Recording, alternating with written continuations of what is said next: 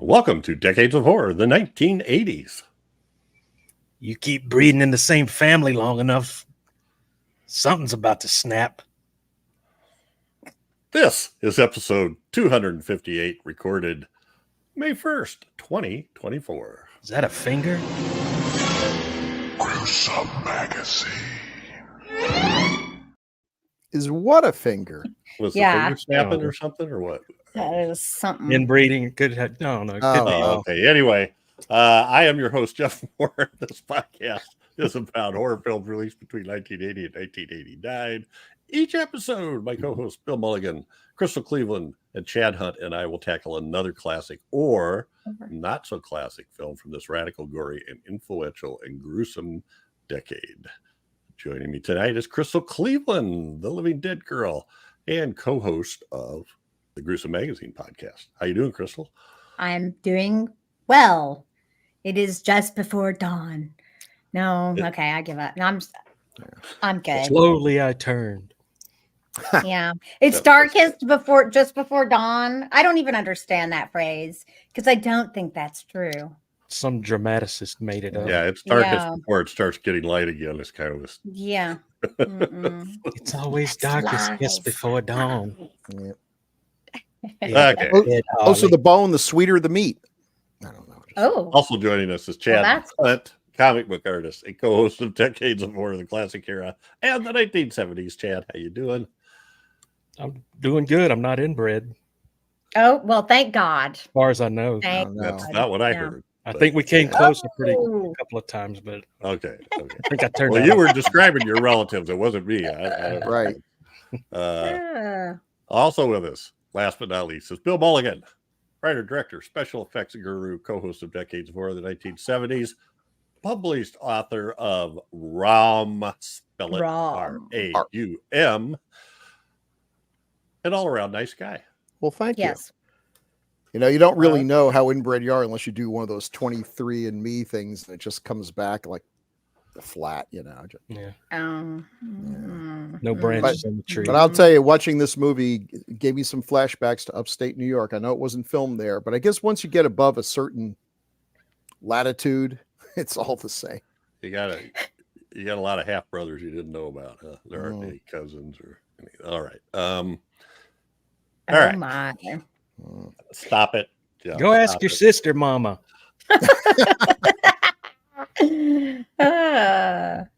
Decades of Horror and Gruesome Magazine are partnering with Play Now Media on several of their channels. And in fact, 70s, 80s, and the classic era are on the Wicked Horror TV channel. So you can check us out there.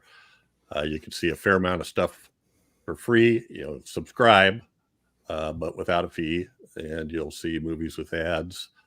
And then if you do subscribe, you'll get more premium content and be able to watch everything without ads. So check it out. And in fact, this was the only streaming service I found this particular movie on. So you might be able to find it someplace else. That's some choice stuff. Yeah. This podcast, we start off by giving some basic details of the film we're covering, followed by our first impressions, taglines, and take a look at a couple of posters, and then just get into a general discussion of the film that we're covering. So our topic today, scroll, is just That's a cool dawn, photo. I like that. 1981. Well, I put that in there because Chris Lemon is one of the 5 kids that go up into the mountain here, and I didn't notice a picture of him in the other images, so I thought I should put him in here. Makes sense. And he's not drowning. He's just being weird. Being a turd just to his putting girl. on. And a jerk. Yeah. Mm-hmm. He's doing so the this same is- thing Bill would have done with his date. That he was so after him though. This is directed by Jeff Lieberman.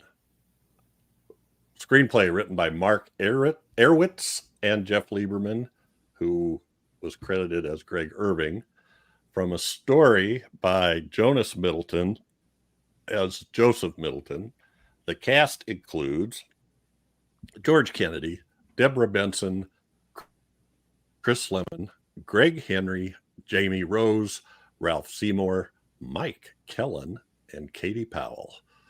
Production company, Hollywood West Entertainment, and Oakland Productions, who is the current copyright holder. It was filmed at Silver Falls State Park in Oregon, I believe just west of, or just east of Salem. Filming dates, don't know how long it took to film, but it began filming in July 1980.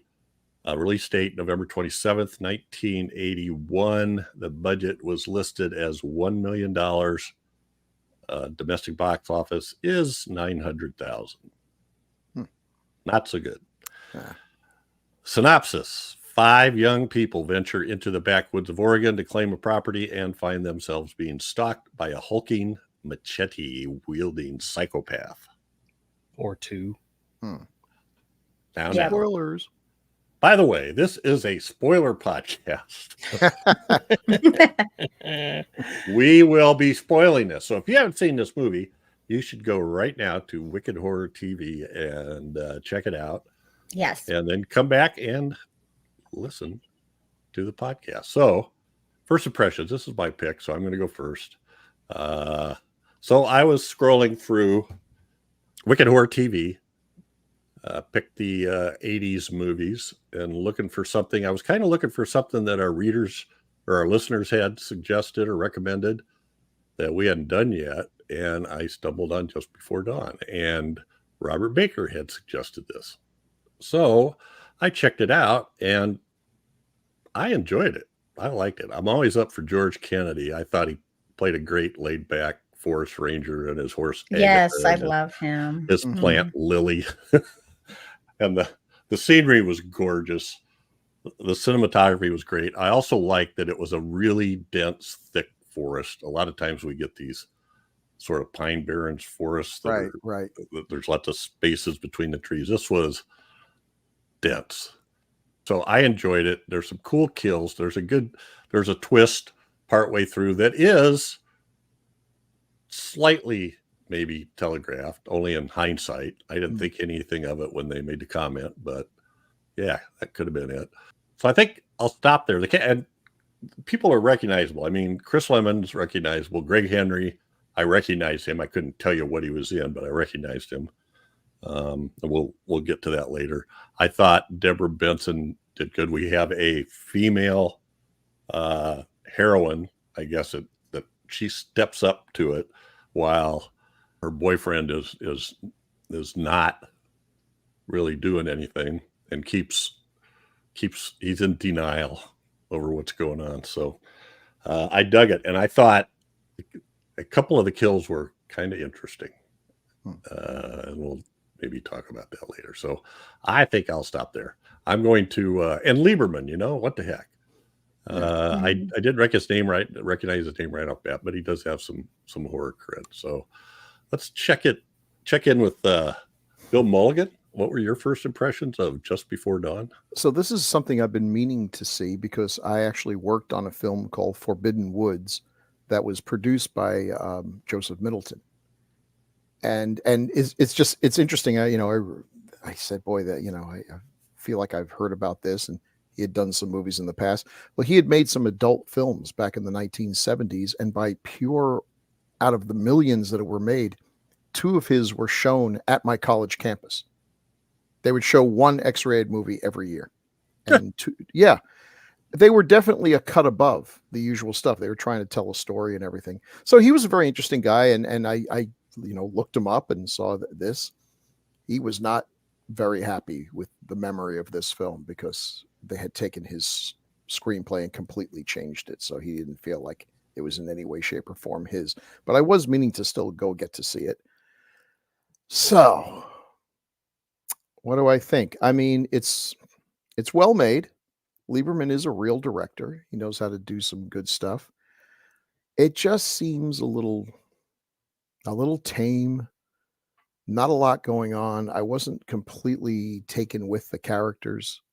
I mean, I feel like I should have liked this more because I like survival horror, and that's really what this was. He says he had not seen Friday the 13th or The Hills Have Eyes, which is what most people think. this film reminds them of. He hadn't seen them. It didn't grab me.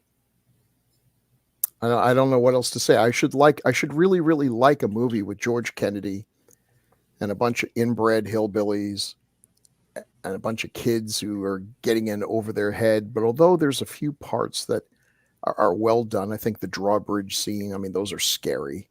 I do like the scenery, and there's a few nice touches and everything. But boy, I think by the time this came out, I can see why it didn't do very well. Friday the 13th came out while they were making this, and that kind of raised the bar. They needed to go back, and I'm sure as an artist he didn't want to do this, and he didn't do it, but he should have. They should have made the kills a little more spectacular, except for the very final one that I thought was very cool and not something I'd seen before. That kind of made me sit up and take notice. I don't recall another death in a horror movie. The villain being taken out in that particular way. That was cool. It's got a great title. Poster was decent, but for whatever reason, it just didn't grab me. It's not bad enough to be a bad film, but it's maybe worse. It feels like there was a lot of potential there, and I don't know what it was that kept them from reaching that level that I think it deserved. So kind of mixed feelings for me on this. Okay. Fair enough. Chad? What? Had you seen this before? I've never heard of it before now. Oh, okay. And even it has people in it that I know. I know, Chris Lemmon, which is, of course, Jack Lemmon's son. The great Gregg Henry, who, if anybody knows James Gunn movies, they know Gregg Henry, who has one of the greatest lines ever in Slither. He goes, "We're out of Mr. Pibb. That's my favorite kind of Coke." Greatest line ever, and he delivers it just great. So I've always liked Gregg Henry. I'm with Bill on this. It had a lot going for it, and but there's just something about it that's not, I don't know, consistent. I'd say, that last kill came out of nowhere. They can honestly say I've never seen a kill like that in a slasher film or a horror film before that I can think of. But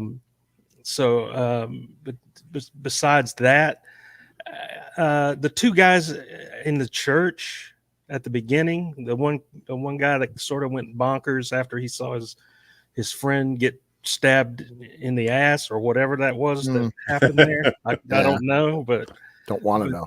But I liked him a lot. He was sort of entertaining as a drunken guy who was scared half out of his wits, and I laughed when they threw a couple of sandwiches out of the van onto the ground for him to eat, and as they drove off and left him there. So yeah, it had, like I said, it had a lot going for it, but I don't know if it was something in the execution of it, or there wasn't enough meat on the bone, maybe for the runtime. I don't know. That I found just very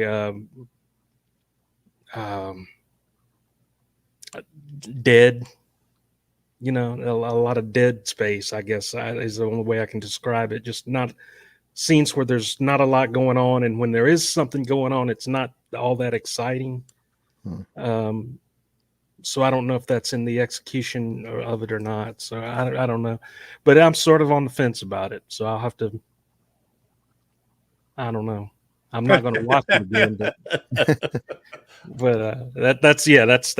that's me on that. All righty. All right. Thank you. And Crystal. Just Before Dawn. I have not heard of this film until now either. So this is my first time saying it. And I will say this. I think that where they shot was beautiful. Like, it is absolutely gorgeous and beautiful there. And I agree with both Bill and Chad. Now, it's not bad enough for me to really love it, like the usual junk that I like. Okay, so that's kind of a problem. But I will also say this. Here's part of the issue is that some of these shots and some of the way that it's done is so gorgeous. Like, I don't know where they shot, but it is beautiful. And some of the shots are really beautiful. And that blonde girl is just gorgeous. And then you have that opposite of this truly ugly, not well thought out, put together killer. So it's almost like you have two different films put together. The kills are not great. They're actually they're worse than bad. Like that first kill with the machete and you just see it behind. I was like, oh man, they could have faked this better. But I think that's why it doesn't work for us. Not that it's bad or not that it's good. It's not, I mean, it was fine. You know, I mean, the movie's fine. I'm not sad I watched it. I'm glad I saw it because I hadn't seen it. But it feels disjointed and the killers are just so bad. That was kind of laughable because I don't know what they put on their heads or something, but it was so bad. Okay. So how do you have it be that bad, but then also be really beautiful? It's odd. It's odd how that works. So I think a lot of it is it just doesn't feel cohesive. And that's why it doesn't work. And the kills aren't great. And quite frankly, for the beginning part of the film, it's kind of boring. I mean, as far as like, if you go to a film watching a slasher, like it would be like a slow burn, which, I mean, we're fine with that now. Somebody gets killed like in the first couple minutes. Yeah. And then they have the kids for this whole time. And then everyone telling the kids, don't go there. Don't go there. But of course they don't listen, you know, I mean, it's like, okay. And then you have I did like that they didn't make the rest of the family. I mean, they did kind of try to protect them, but they also didn't. They knew they were bad and stuff. So I kind of value that they weren't like, you know, the hills have eyes kind of thing. Like they weren't all bad. Right. Yeah. It wasn't so cliche there. So that I give him credit for. I enjoyed it. I didn't love it though. It was just okay. Yeah. All right. It's fortunate because when you have a movie like this, you're like, yeah. Well, I apparently enjoyed it more than you guys did. The only problem I had was they were doing dumb stuff. They got into situations. Oh yeah. It's like they created situations without any good reason. That, you know, like when the girls, some animal or something steals. God, what the hell was her name? Megan's makeup, and she tells Jonathan to go look for her makeup. What? Yeah. Well, it turns out it was that girl. Yeah, but they thought it was a raccoon or something. No. Yeah, like, it was. You're going to go in this thick woods looking for makeup? Give me Well, yeah. Best case scenario, you find a raccoon that's guarding a bunch of makeup. What do you do then? and tore it all up. Or bargain with them? Throw in a biscuit. Yeah, these people are pretty dumb. I mean, there's they a family holding a gun pointed at them comes in and basically tells them to leave. And I don't know about the rest of you. I know there's a big thing going on now. You know, would a woman rather see a man or a bear in the woods? It depends on the bear, I guess. But you know, here's the one. That's an interesting. If I go camping, to enjoy myself, and there's anything involving a bunch of inbred hillbillies and guns, I am out of there and looking for a Best Western. There's nothing. No, how am I going to even sleep a wink? But these kids, no, there was a couple times where it didn't seem to bother them all that much. No, what the hell? A movie that did this premise a lot better and a lot more effectively was Wrong Turn. Yes, I agree. Yeah, and the kills were more exciting. You really didn't know what was after them until later on in the film. It didn't reveal that these were inbred. Well, you see the guy, you see the one right away. So let me ask you. So here's the twist. Spoiler alert. The one I already gave away. Oh, did you? Well, you kind of did. But so when they're driving into this place and they drive by some locals, there's one of the kids likes taking pictures, and he's taking pictures, and he goes, boy, there sure are a lot of twins around here. And then later on, it turns out that the killer is a pair of twins. So Yeah, that was so lame. When a character says something like that, you know there's going to be a payoff. They might as well just have a big neon light saying this is important, because otherwise, why would we have had that line in the script? Chekhov's twins. Yes. Yeah. Yeah. So anyway, but we don't see him for a long time. It's the same. They kill the guy in the church and put on his orange hat and vest, and then that's the guy we see for a long time until Jonathan is killed, and then we see the second one who's wearing Jonathan's, whatever that orange and red plaid shirt. Anyway. Yeah, that was that. But I don't know. I just liked it. I love George Kennedy. I love the scenery. I love the the camping and stuff. I love the lead female. And I've lost her name already. She's Deborah. I really liked her. She did a really good job. Deborah Benson. She did a really good job of projecting that she was uneasy with stuff and didn't say anything. So like when they lie to the ranger about where they're going, she's kind of like, that wasn't too bright, was it? And then they're out there and stuff. I know one of the things that bothered me is the two guys go back to the RV to get their supplies when they first get there. And then they're hearing all this noise across the clearing, and you see a hand come around a tree, and there's all this noise. And then these guys jump out from behind them. And nobody ever goes, yeah, but that was coming from over there. Those guys, whoever that is. She kind of keeps her eye over there a little bit, but she doesn't say anything. But anyway, I did leave something out because this first off, this had, when Middleton, the story that Middleton wrote originally was called The Tennessee Mountain Murders and then The Last Ritual before it was changed to Just Before Dawn. But this also had like a ton of AKAs. So in France, it was survivant or survival. And one of the Germans was Blutige Dämmerung, Bloody Twilight. And Spanish, I think I have this right. La Pesadilla empieza al anochecer. The nightmare begins at dusk. In Dutch, in de Klauwen van het duister, in the clutches of darkness. Norwegian, camping met doden, camping with death. Oh, and that's another one there. I didn't separate it. Panico antis. That one makes sense the most, probably. Panico antis del Eminetzer. Panic Before Dawn. And finally, another German one for Morgengrauen, Before Dawn.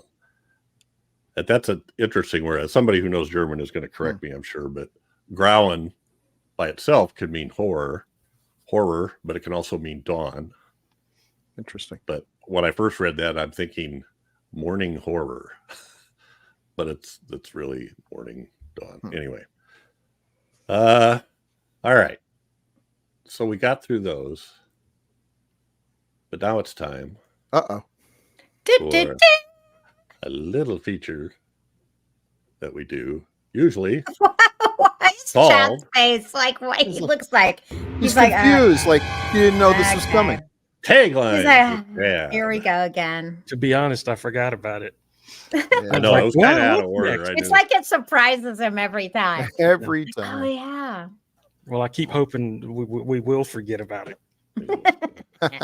Okay, the taglines for Van Guchendorten, or whatever that is, Jeff, are as follows. Will anyone survive those hours just before dawn? Ooh, okay. Work the title in there. That's good. Yeah. Listen. Oh no. Don't camp in the woods. Just don't.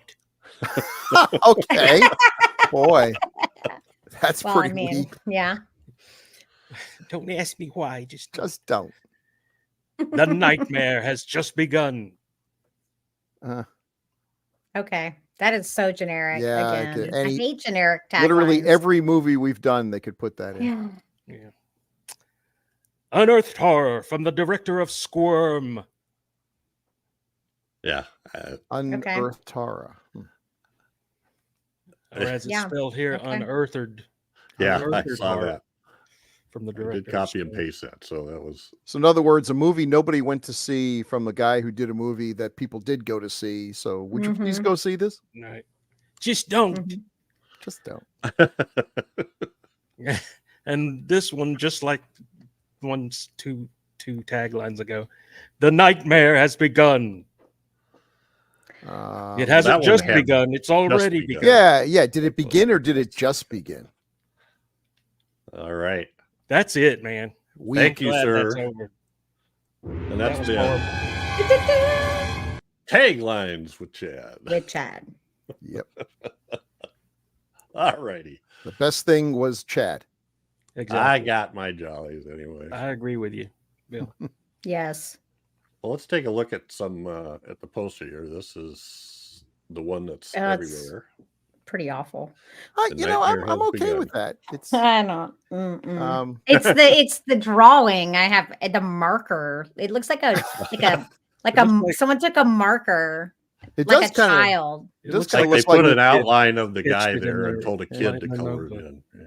You does look do like see Victor it's like Buono that's found a machete. Yeah. yeah, it's not cute. Hmm. I do like the yellow though. I like the disco lettering from Just Before Dawn. Yeah, Yeah, I like that it too. is I kinda- agree. Yeah. Mhm. Kind Tony of that time. Orlando, Well, just before dawn. so here's the Survivant poster. Oh, well, that's wild. That's very cool, but it's does not that I don't know. Is that face? Yeah. I don't know what that's supposed to be. You It's see the supposed people. I guess it's the fifth character because since there's only 4 in the bottom Yeah. there was 5 Yeah. people. It's kind of like her face is a knife. I don't know. The reflection in the knife. And actually, I think what that says up there in that little Like sticker 2 Grand thing. Prix. Like well, Deborah Benson, I think, won a Best Actress for the Cannes Science Fiction Film Festival or something. God. Yeah, because this Oh, I is see. definitely science fiction. Okay. And finally, I Oh, that's- believe I hate that poster. I believe this is Turkish. What? That looks like somebody's mom. Yeah. Yeah. Who is that? Like, what is this? Well, what's interesting to me, to a certain extent, is that every one of these has those little pull-out pictures there. Mhm. Yeah. Well, those I'm okay with those. Oh, that one I doesn't, mean, I guess. that one thought it doesn't. did. But Those are usually I'm better when okay it's with like that. a cast of knowns, but Yeah. other than George Kennedy, Yeah. Anyway, very strange, very different. Interesting. It looks Well, like we one did of those say- Men's Amazing Adventure magazine. yeah, right. It right. does Right. kind of. You know? Yeah. Weasels rip my flesh. Mhm. weasels. Yeah. All right. That is the worst. So Jeff Lieberman. That's him on top next to George Kennedy. We've done a couple of those on 70s. Mm-hmm. Squirm and Blue Sunshine. Squirm was back in the Santos and Doc, and I don't know, did you do that with him, Bill? We did Blue Sunshine. I don't We did remember. Blue Sunshine. Yeah. They did Squirm before my time. He's done a few things. He hasn't really done a lot, which is a little surprising. Yes, So, just- but he has his kind of known. Mhm. So our star pictured there with Jeff Lieberman is George Kennedy. I love him. And that top picture like is with him in Mike this role. Kellen, who we know well. yeah, Anybody remember what he's been in? was he in Trouble Blue with the Sunshine Law? too? I don't think so. Looks like his hair's partly missing there. That's why I thought that. But The one I was thinking of was Sleepaway Camp. oh, Oh, He's like the head Oh, of the I missed camp. Ah. It's hard to. Now, did he survive this? Did I miss? Did he not survive this movie? Like he just sort of disappears at a certain point? Yeah. He's begging them to take them with him, and they kiss him off and throw him a couple sandwiches out the window. And while he's laying there screaming, "Help me!" he sees the killer climb on the back of jump onto the back of the van from a tree on the back of the RV. So really, they did him a tremendous favor by not taking him and giving him some sandwiches. And he shows up. He showed up at the ranger station later. Oh, he yeah, does. That's right. He does and tells them, yeah, you're right. And that's what gets Ranger Roy out there to go look for him. So I guess he survived this movie and opened up a sleepaway camp. Wouldn't you? Yeah. No, this man needs to stay out of the woods. Nothing good happens. George Kennedy, man. He's in there trying to hybridize 2 different kinds of plants and doing his own little evil Frankenstein experiment. I just think he just does a great underplayed job at this thing. He's always like talking to Agatha and, Yeah, he usually plays the heavy and doesn't get too worked up. Things that he's kind of laid back in this movie. Where'd you guys first see George Kennedy? It's one of those I don't remember. Movies. One of those disaster movies from the 70s. I think it's the first time I saw him. Didn't I have didn't another watch a George lot Kennedy from the 70s? Maybe I'm wrong. But you do. That's why I'm quizzing him beforehand. Oh, okay. I can't remember what's on it. He I was in such a rush. Naked Gun. Oh yeah, Mesa stuff. Look at all Creep the cool Show stuff. too. Oh, Death Ship. Oh, yeah. Winner. These are genre movies. The thing I remember from first is Cool Hand Luke. That's the first time I he's great in Cool Hand Luke. Demon Warp, holy, what a piece of crap. But he's good in it. He's good in everything. He's a professional. He shows up. If he cashes the check, he's going to give you 100%. The movie, it may make the movie look even worse that you have George Kennedy in it, and he's like, doing the professional job, and everybody else looks like they never saw a camera before. But by God, you're going to get a George Kennedy performance. So, Airport, is what you were talking about, right? Mm-hmm. He was on one of those soap shows. Was it Dynasty or Falcon Crest? I remember seeing him on that because I used to watch those things. It's hard to believe, but yeah. My wife watched him, but I watched him with her and didn't complain. So he was in was he in the Wooden Indian episode of Creep Show 2 or segment? Yes, Old Chief Woodenhead. Yeah, Old Chief Woodenhead. Hey, by the way, if any of our viewers out there know where I can find a copy of Forbidden Woods, the movie that I worked on with Joseph Middleton, I don't know if it ever got released, but I'd love to see it. We did some fun effects for that. Forbidden Woods. Forbidden Woods. Myself, the late Brandy Jordan. It was a fun shoot, but I don't know that it ever got any kind of release. He was in Thunderbolt and Lightfoot too, which was an interesting Clint Eastwood, Jeff Bridges flick in the mid-70s. All righty.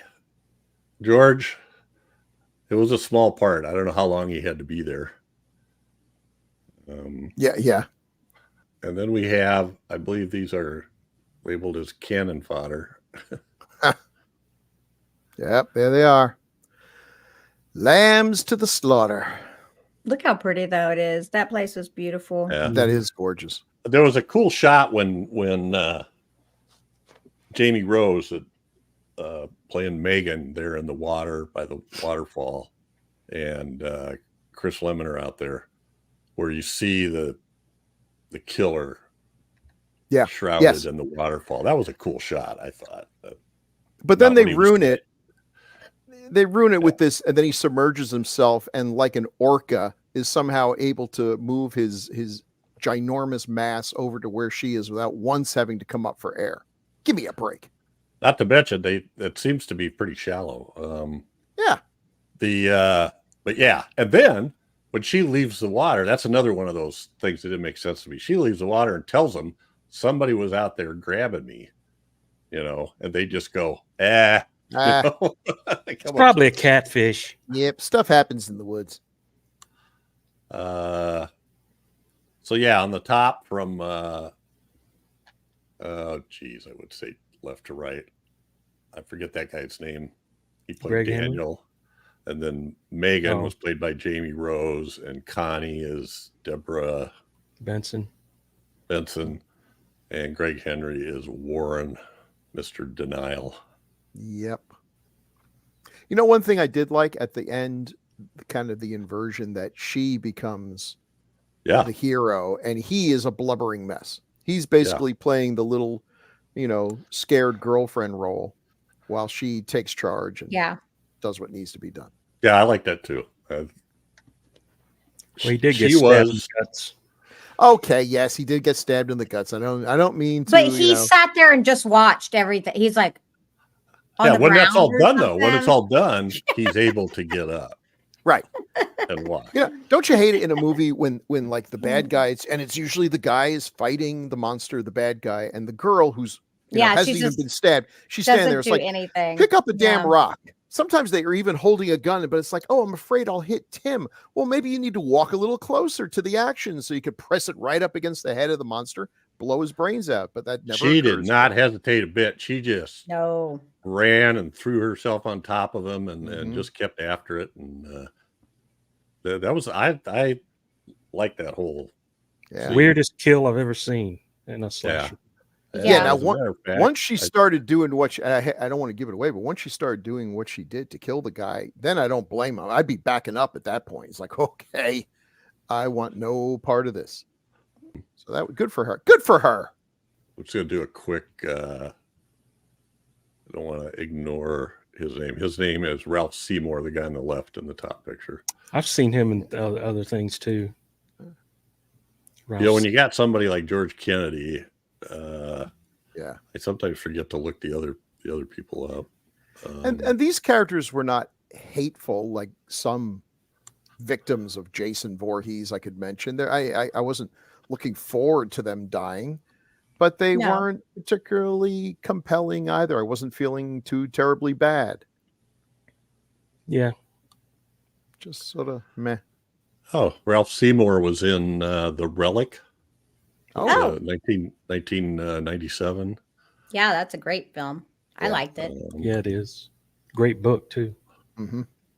I just wish they showed the monster more. Ghoulies. Okay. I mean, It has classic, its- obviously. It has its fans. Meatballs Part Ghoulies. 2. Classic. Okay. So anyway. Doesn't Derek love Ghoulies? He's always the Ghoulies director is of a the good horror movie. track for Yeah, DragonCon. yeah, he He's loves a huge Ghoulies. Ghoulies fan. It's good, All right. y'all. It's good. And then we got the friendly mountain folk. Friendly mountain folk. So, okay, look, that's not a handsome man on the bottom there, but For You that know, area, he probably is. right, for all this buildup and everything to just get, kind of a watermelon head here.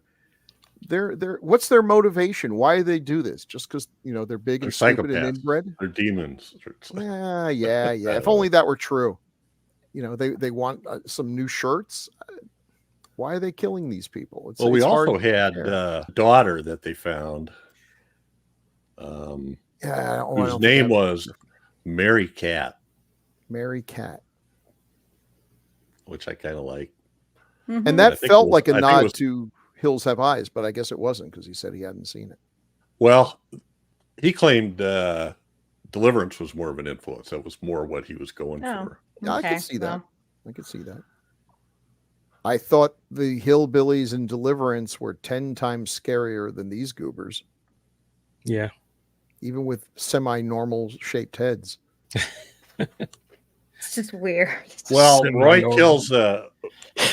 kills the first one, right, of Mhm. these twins, and then they think it's all done, so he rides off, Yep. and they're going to pack up and head down in the morning. They're packing up, and this other guy shows up. But wouldn't the ranger know if there's a family living up in the He doesn't seem to.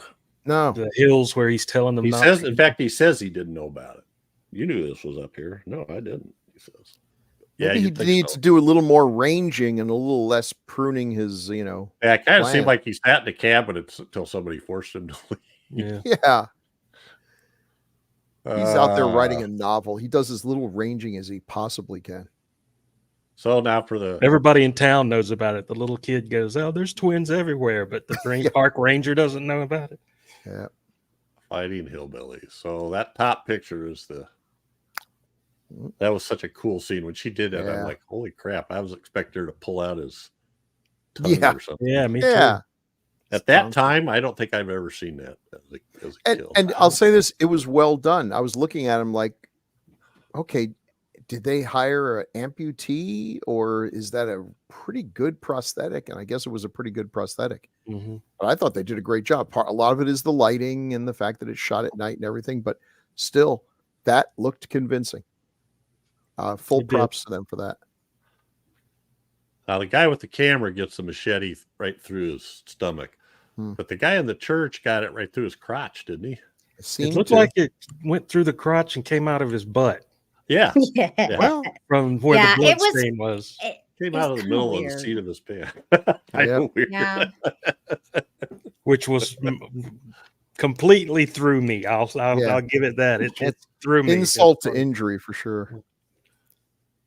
And then on the bottom there, he kind of looks like a cone head. Yeah, he's got the But it's a good Looks shot. like what that drawing is go based Crystal. on. Yeah. I honestly think whatever it was that they put on their heads actually was the worst part of the film. It might have ruined the film. It might have been a lot better had they not had that. Like maybe they didn't need that, like it's okay for someone to look normal and just to be a weird serial killer. It's okay, like sometimes less is more.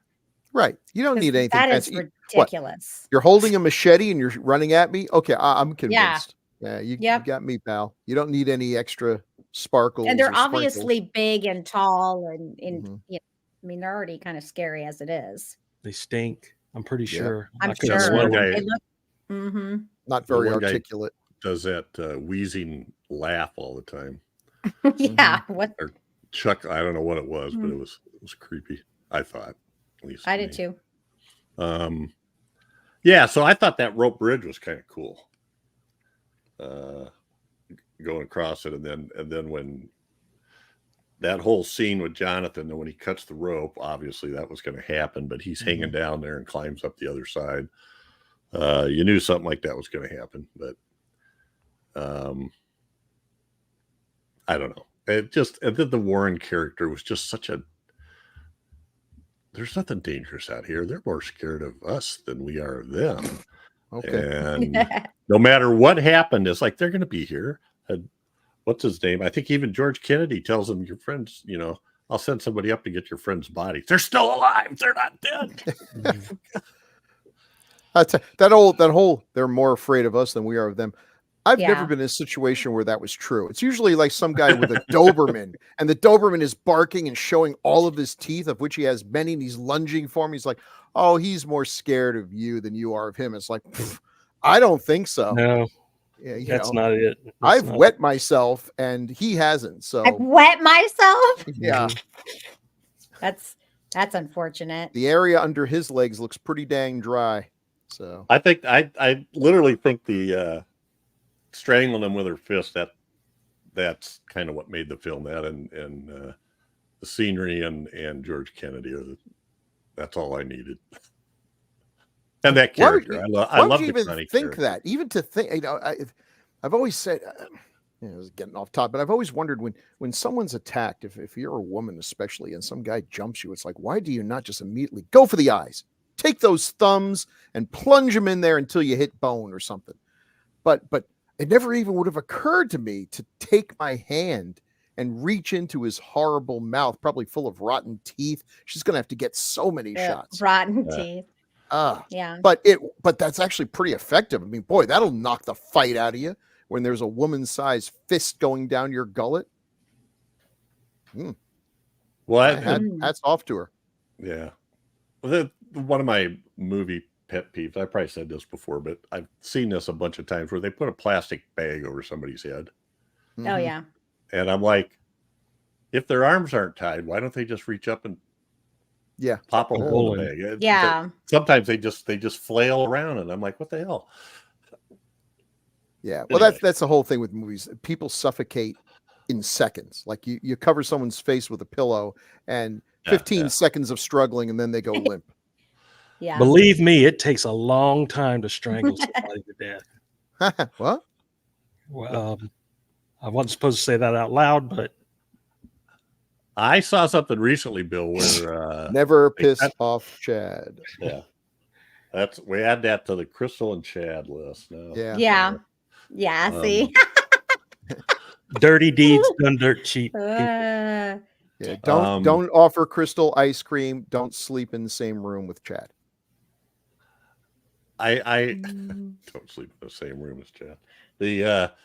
I saw one recently, Bill, where somebody got their throat slit and they didn't just automatically fall over and die.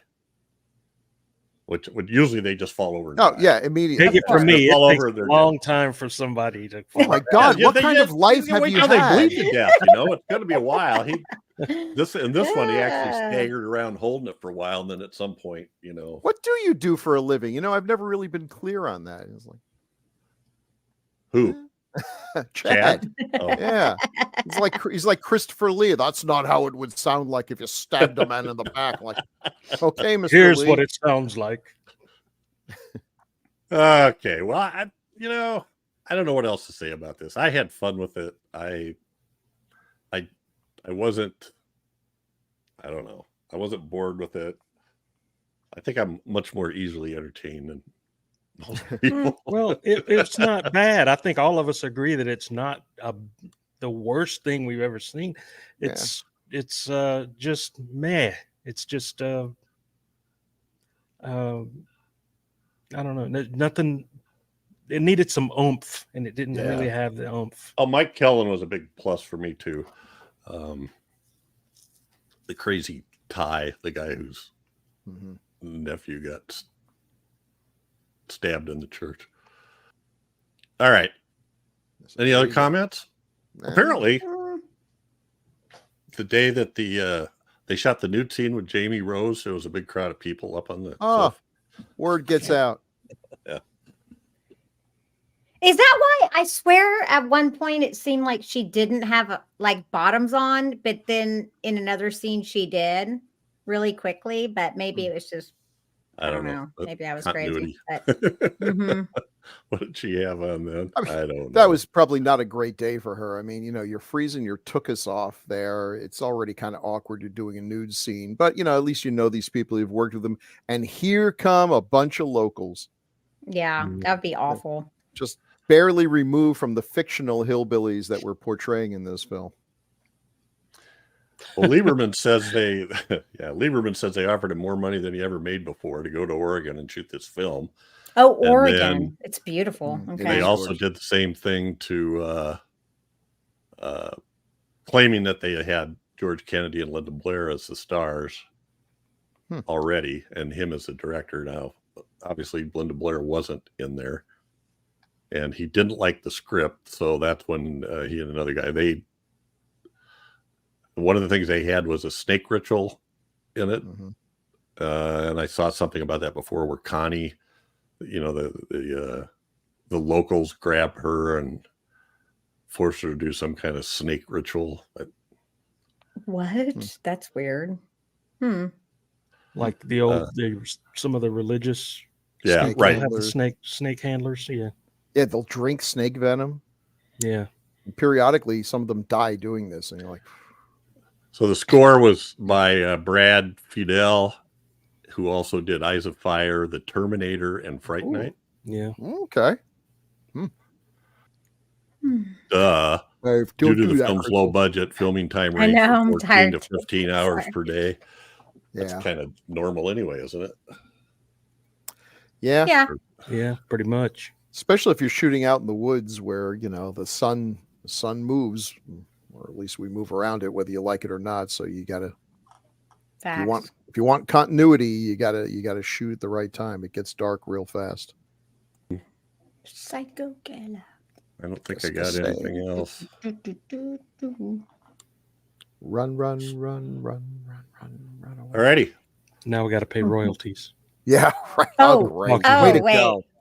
No, I Nice think that should be going. okay, right? Like, Yeah, oh my you're God, I just fine. realized You're it. fine. Well, I sang it Like, so badly, they can't even. Yeah. Yeah. I can't believe y'all were like, I was so quiet. I was like, I don't know what put that song in my head. I was just like, obviously, So that's it for Just Before Dawn. You can check it out right now on Wicked Horror TV. And thanks to Robert Baker for suggesting this, because it helped me wade through some stuff and find one that I was interested in. All righty. Now it's time for feedback. Feedback. Yeah. We got Okay. feedback. On sprockets. Now is the time. Well, there's a lot. Bill. I get to Children go of first. the Corn. Ah, Episode 187 from Jose. Holy moly. from Jose. It makes me happy like a little girl. Sorry. I saw this one only once. One of those I took home free one night while working at the video store in college. Isn't this the one that has the scene after some community function where all the adults gather in the town diner and then all die poisoned by the kids? Yep. It was pretty striking, but the rest of the film is very hazy to me. It's hazy to me too, and we just did it a while ago. So Well, It's been a while now. Feels like 70 that's years episodes ago. That's almost 3 Yeah. years ago. I was like, that was, yeah. I was like, that was Wow. some okay. time ago. Wow. Mhm. Yikes. Yeah, you that's can figure crazy. just as a general rule, 25, 26 episodes a year. So It's crazy. episode 217 for Crystal, Lady in White from Lady in Jose. White. Oh, this is another I never got to see. Okay, you got to see this one. In the 80s, at the video store I worked at, the VHS box used to stick out to me on the shelf. It had the first poster you showed as its cover. You really should see it, though, because that one's a good one. Lady in Yeah. White's a good one. It's like a genuinely well-made film for the 80s. It's definitely above. That's right. Yeah. You know. That's right. Mhm. Episode 223, Pet Cemetery. Chad. Once again, Jose says, I saw this on VHS when that was released. I only remember a few scenes, the notorious Achilles tendon scene, Fred Gwynn's Joker-type mouth gash, Yeah. and not very good Maine accent. Not fair. And Gwen's response to a question, if I remember correctly, as to whether a person has ever been buried in the grounds. Christ on his throne, no. It was the first time I'd ever heard that particular epithet, and I began using it immediately. Of course, I should watch this again. It's been far too long. Pet Cemetery. No fair. Not fair. No fair. I wanted to kill that kid when he was saying no fair. I'm trying to remember because Lady in White, we did another film by that same writer director. What Fear No was Evil. it? Fear No Evil. Yes. I would highly recommend this one, Fear No Evil. Interesting try. That's moments. Episode 224, A Nightmare on Elm Street 3, Dream Warriors from Mhm. Jose. Who read the last one? Chad? It was so it's either What's Bill? you or Bill. Mm-hmm. Go to Bill. Okay. Nightmare on Elm Street 3, Dream Warriors. I saw this on VHS during high school. The first one became a legend around school immediately. The image of long-armed Freddy, as goofy as it looks now, scared me at the time, and the gout of blood that shoots out from the bed after Johnny Depp is sucked in, well, that's iconic. You know, the scene that really got me was when they're running up the stairs and their feet are stuck in goo. Oh yeah, Yeah, that's like a yeah. nightmare. It's sad, trying to run and you can't run, kind of Mhm. Like But in yeah. a dream. And Yes, well, exactly. duh. But but yeah. Just like a nightmare on Mhm. the street you live on. Okay. I'm Yeah. with him on that blood, that just Yeah. big thing of blood. Second worst thing ever to happen in Johnny Depp's bed. Oh God. Oh, He went all that way That for that is- joke. That's right. That's right. I That's, set it right that up. Yeah. is Yeah. Okay. that is The true. second though. film, Mhm. I can only remember a couple of scenes and need to revisit that one. I have the complete Blu-ray collection now, and it'll be in rotation come September, October for my usual Halloween film marathon. We need to do that one. That one hasn't been done. Yeah. Part two? This, and, Yeah. Yeah, I like part two. I No, need to you're like revisit it. one of the few people that does. Right. I don't dislike it. It just doesn't fit with the rest of the film. Yeah, it doesn't. It doesn't No. fit at all with the rest of Yeah. the. It's kind of series. been rediscovered, and it would be an interesting one to do. A lot of people are talking about it. This one had some iconic images: the TV with Freddy arms and head, the syringes on Freddy's fingers, and like Mhm. Bill points out, all of the kids fight back. They aren't just cannon fodder. Darn Skippy, that's what I like. Mhm. You know you're going to die. You're in a horror movie, but go out like a lion, not a lamb. Yeah. Dream Yeah. Warriors is the best. All What right. is When you Dream get- Warriors? listen, Dream yeah. Master When you, and Oh. then Dream Child. when you get Yes. to heaven, you don't want St. Peter to just say, "Here's your halo, pussy. Go on, enjoy." You want to give a clap on the shoulder and like, "Yeah, No, man, boy, Good job fighting evil. yeah, boy. good job, boy. He really effed you up." But we were rooting for you. Oh well. All right. This one's from episode 236, Incubus. Crystal from Cynthia Gates. I remember there was an alternate ending to this movie from what played on cable at the time back in the 80s from the VHS copy. I would love to know what that was because that was the Yeah. one thing we were, Crystal, yeah, you're we leaving were us kind hanging. of like, what? Oh no, Cynthia. What? Sorry, no. Who is this? Cynthia. Sorry. Cynthia. Yeah, Yeah. because we were all talking about how the fact that it's not an incubus, it's a succubus. But Mhm. remember, like that was, and I'm Yeah, like, I'd yeah. be really interested to see what the Yeah. alternate ending was now. Now I'm curious. Yeah, very. About Beastmaster, episode 255, from Thunderhead Jones. This jerk. Man, I love all of our people that write in. I love all of them. They always have such great comments and everything. But this guy, man, I am sick of his shit. Yeah. I am so tired of this guy. I wish he would stop writing in. Look, it doesn't even make any sense. Thunderhead Jones says, "That's some fancy German reading, Renee."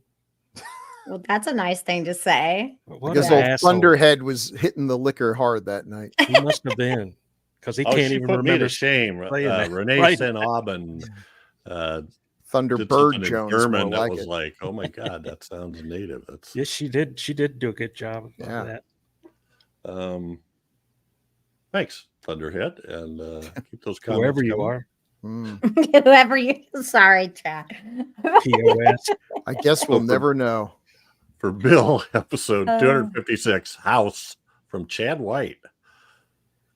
I really liked this one when I was young. I didn't really catch the PTSD references then, but watching it again as an adult, I now notice them. I loved House 2 as well, and I still want a dang caterpillar dog. LOL, great show, everyone. I Thank gotta you, see sir. House 2 again. It's been forever. So Oh, I yeah. need to- Is that in House too? A caterpillar dog? Caterpillar dog. Yeah. Yeah. I still want a dang caterpillar. I don't think I want a caterpillar dog, Chad, but I mean, that's cool that you do. It's kind of creepy. Is he talking And I- about like the dog with the slinky in the middle, or I don't know. I got to watch the movie to find out what he's talking about. Because it wasn't in House. It wasn't. in I the love museum, Chad right? White though. Yeah. Ah. All right. Episode 257, Spookies, from Emulus 79. Chad. Is that me? I thought this was a fun movie too, in spite of or maybe because of its bad reputation. It's so bizarre and absurd. You got that right. Mhm. Right? Yeah.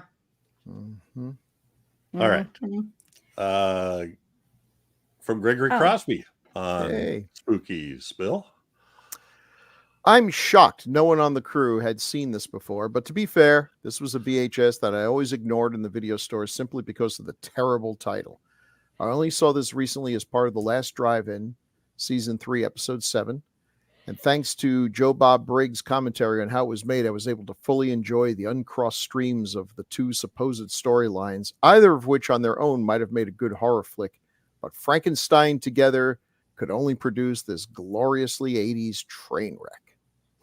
True. Very True, true. Gregory, true. And I was bummed out. I mean, I had to go back and look because I apparently have missed a bunch of these Joe Bob shows, or else they didn't stick in my memory, because there's a bunch of movies that we did that Joe Bob did that I didn't realize. He did Spookies. He did Witchboard. He did Slaughterhouse. Mhm.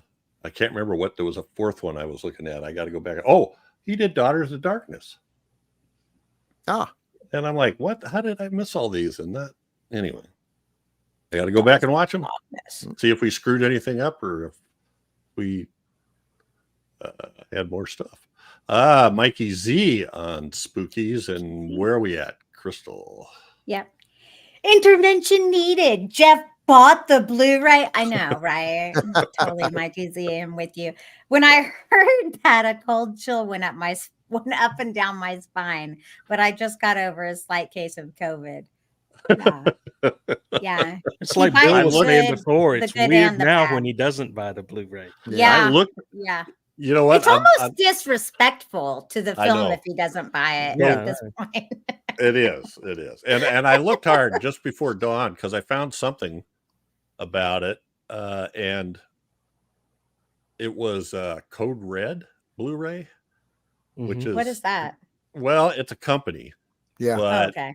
they don't sell themselves. They go through distributors. And I found it listed 2 or 3 places and all of them are out of stock. So Amazon didn't have it even listed as existing. And I couldn't find the actual, there used to be a Code Red website because I ordered the pit from it, Yeah. Try Uh, eBay. yeah, well, yeah, I could find it on eBay, but I'm not paying that much. All right. Also on Spookies, Eleanor C. Eleanor Chad. C says, "Hey guys, did Jeff ever consider a career of promoting these horror DVDs, Blu-rays professionally? He should. He could use his own collection. I Start should, off with that. yeah, see if, anyway. I've never heard of this movie, and after watching your review, I was tempted to add it to my wish list, especially since I love bonus materials about movies and TV shows. But then I watched this movie, and I think I'll pass. Even with your info about what was going on when they made it, I didn't care one bit. No, it doesn't say that. It says I didn't like this one. Maybe I'll change my mind in the future when I give this one a rewatch, but that won't be anytime soon." That's okay, Eleanor. I wouldn't. Eleanor, now you know our pain. Yeah.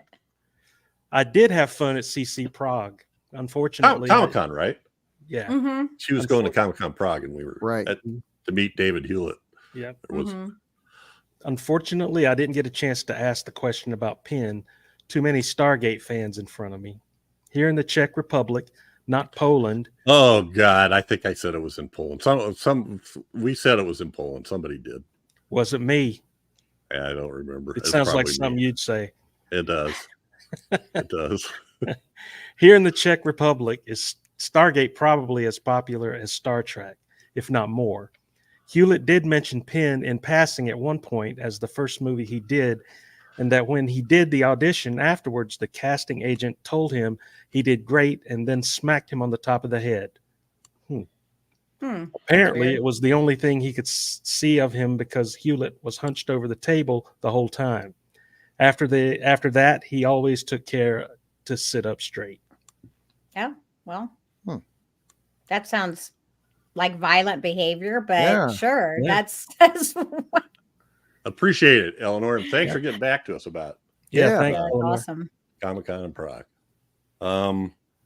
Yeah, so I have a story to tell about Spookies. I don't know if you guys remember, but when we recorded it, the next day I was going to 10 o'clock showing of Day of the Dead. Mhm. Mm-hmm. So I went to that and we were sitting there. It was about half filled. So there was people around me that you could talk to, and they had some of the same people that bought the same seats for Dawn of the Dead and Night of the Living Dead.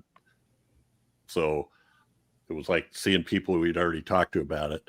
And the one guy asked me about the podcast, and I said, well, yeah, we just recorded an episode on Spookies last night. And he goes, oh, is that the one? Blah, blah, blah, blah, blah, blah. And he's talking about it. Pretty soon, another guy comes in, sits down, and listens for me and goes, oh, you guys are talking about Spookies? And pretty soon we had like 5 or 6 Wow. people talking about Spookies. And I'm like, oh my God, this thing is much more legendary than I realized. at the time. So that was a nice piece of, I don't know, synchronicity or serendipity or what, one of those things. Spooky, spooky, spooky. And by the way, Day of the Dead was great. As was Joe Pilato. Yeah. Choke on him. All right. Well, there's plenty of ways to stay in touch. As you can see, we love our feedback and we love our Bless you. viewers. Thank you. So there's plenty of ways to stay in touch. Leave comments on the Gruesome Magazine's YouTube channel. You can also send emails to feedback@gruesomemagazine.com or leave comments on Gruesome Magazine's H&R and DOH podcast Facebook group. You sure So can. please, we appreciate that. And if you enjoyed the podcast, please hit like and subscribe on the YouTube channel or on whatever podcast app you're listening to, because you can get this versus via audio only. That's it for this episode, but every 2 weeks, we focus on a specific film released between 1980 and 1989. Next up is one chosen by Bill. What are we doing, Bill? We are doing a film I have not seen in its entirety, but I've seen bits and pieces of it and used them to make music videos. Some gorgeous imagery, but it's by a certified crazy person who is although crazy, is also responsible for the film Alien getting made in a weird, convoluted way. It's Jodorowsky's Santa Sangre. Strap in, folks. Also, possibly most famous for never making the biggest blockbuster of Dune ever imagined. Right. The descriptions of his ideas for Dune, a book which I believe at the time he was preparing, he had never actually read. It's kind of that's an mind-blowing. interesting state. Yeah.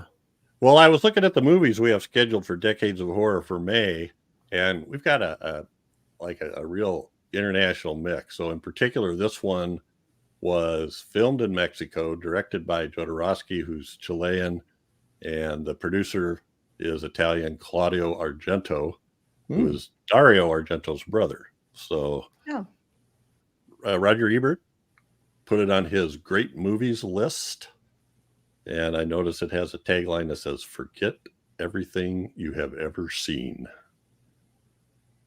Now I don't have to read that one. It's gone. Yeah. That was All right. They changed it from the original tagline, "Take a lot of drugs before you go to the theater," because maybe that's it. All right. Well, you know what? Don't have anything else, guys. Are we ready to go? good for Yeah. us. Thank you all very much.